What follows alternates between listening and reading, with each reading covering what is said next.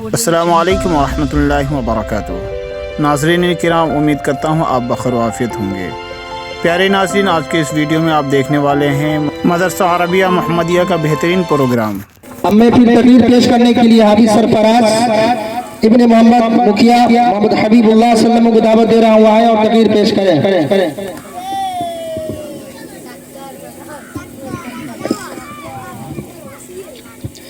السلام علیکم ورحمۃ اللہ وبرکاتہ۔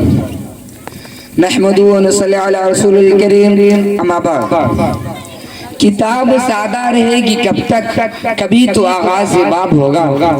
کتاب سادہ رہے گی کب تک، کبھی تو آغاز باب ہوگا۔ جنہوں نے بستی اجاڑ ڈالی، کبھی تو ان کا حساب ہوگا۔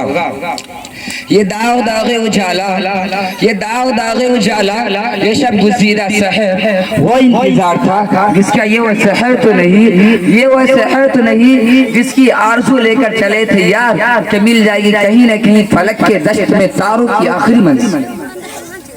کہیں تو ہوگا شب سست موج کا ساحل، کہیں تو جا کے رکے گا سکینہ غمگین۔ معزز حاضرین، جس قوم نے ہندوستان پر 800 سال حکمرانی کی، جس قوم کے 50,000 علماء کرام نے آزادی کے لیے پھانسی کی پھندے کو چوما، جس قوم نے اس عظیم بھارت کو سونے کی چڑیا بنایا، وہی قوم آج اپنے وطن میں معطوف، وہی قوم آج اپنے ملک میں مشکوک، وہی قوم حاشیے پر۔ قائد جمعیت علماء ہند مولانا محمود مدنی نے کہا تھا کہ ہم ہندوستانی مسلمان بائی چانس نہیں، بائی چوائس انڈین ہیں۔ ہمارے اکابرین نے کہا تھا کہ ہم بھارتی مسلمان نہیں پیدا ہوئے اور اسی مٹی میں دفن ہوں گے، لیکن تم نے ہمیں تقسیم وطن کے ہنگاموں میں مارا، ہم خاموش رہے۔ تم نے ہمیں بھاگلپور، میرٹھ، ملیانہ، گجرات، ممبئی اور مظفر نگر تک جلایا، ہم خاموش رہے۔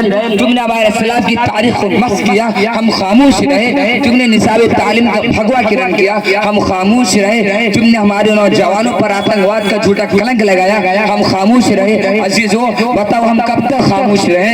اسی لیے ہم کہتے ہیں کہ آزادی آج بھی طلبگار ہے، آزادی۔ اے اقتدار کے غلاموں، ہمیں آزادی دو جہالت سے، ہمیں آزادی دو غربت سے، ہمیں آزادی دو تعصب سے، ہمیں آزادی دو کرپشن سے۔ دوستو اور ساتھیو، یہ تاج محل، یہ لال قلعہ، یہ قطب مینار ہماری عظمت رفتہ کی نشان، تحریک خلافت ہماری، ریشمی رومال ہمارا، انقلاب زندہ باد کا نعرہ بھی ہم ہی نے دیا، ہم ہی نے کارگل کی چوٹی پر لہرائے ترنگا۔ ہماری رگوں میں ناتھورام گوڈسے کا نہیں، شہید ٹیپو سلطان کا خون دوڑ رہا ہے، لیکن افسوس آزادی آج بھی طلبگار ہے، آزادی۔ آزادی کے 75 سالوں بعد بھی ہماری حب الوطنی پر لگا ہے سوالیہ نشان۔ آزادی کے 75 سالوں بعد بھی ہم اپنے ہی ملک میں بے یار مددگار، ماتھے پر دہشت گردی کا کلنک لیے پھرتے ہیں، ہاتھوں میں ڈگریاں لیے نوکریاں تلاش کرتے ہیں، پہاڑوں کو کاٹ کاٹ کے راستے بناتے ہیں، سمندروں کا سینہ چیر کر پل تعمیر کرتے ہیں، فیکٹریوں میں، کارخانوں میں، گیراجوں میں، ہوٹلوں میں ہمارے ہی محنت کا سنا جوان اس ملک کو اپنے خون اور پسینے سے پسیج رہے ہیں۔ سرحدوں پر بھی ہم، مراد آباد کے پٹن ہمارے، فیروز آباد کی چوڑیاں ہماری، علی گڑھ کے تالے ہمارے، بنارس کی ساڑیاں ہماری، بھیونڈی اور مالیگاؤں کے کپڑے ہمارے، پھر بھی ہم 75 سال سے ننگے اور بھوکے۔ کہاں ہے آزادی؟ عزیزو بتاؤ کہاں ہے آزادی؟ آزادی آج بھی طلبگار ہے، آزادی۔ حق اپنا مجھے چھوڑ کے جانا بھی نہیں ہے، حق اپنا مجھے چھوڑ کے جانا بھی نہیں ہے، دنیا کے خداؤں کو منانا بھی نہیں ہے۔ چلنا ہے مگر مجھ کو بزرگوں کی ڈگر پہ، چلنا ہے مگر مجھ کو بزرگوں کی ڈگر پہ، حالانکہ شرافت کا زمانہ بھی نہیں ہے۔ میں نہیں، سچر کمیٹی رپورٹ کہتی ہے ہندوستانی مسلمان تعلیمی، معاشی، سماجی سطح پر دلتوں سے بھی بچھڑے ہوئے ہیں۔ میں نہیں، رنگنا کی رپورٹ کہتی ہے ہندوستانی مسلمانوں کو قومی عرضی نہیں دیتی۔ میں نہیں، سچر کمیٹی رپورٹ کہتی ہے ہندوستانی مسلمانوں کے لیے اعلیٰ ہاؤسنگ سوسائٹی کے دروازے بند ہیں۔ میں نہیں، محمود ارمان کمیٹی رپورٹ کہتی ہے سرکاری نوکریوں میں مسلمان 4% سے کم، فوج اور پولیس محکموں میں ہماری تعداد سے 3%۔ لیکن افسوس ہم لوگ صرف ایک جگہ چرت ہوئے ہیں اور وہ ہے جیل کی کال کوٹریاں۔ جی ہاں جناب، جیلوں میں ہماری تعداد 32%۔ کہاں کی آزادی؟ کیسی آزادی؟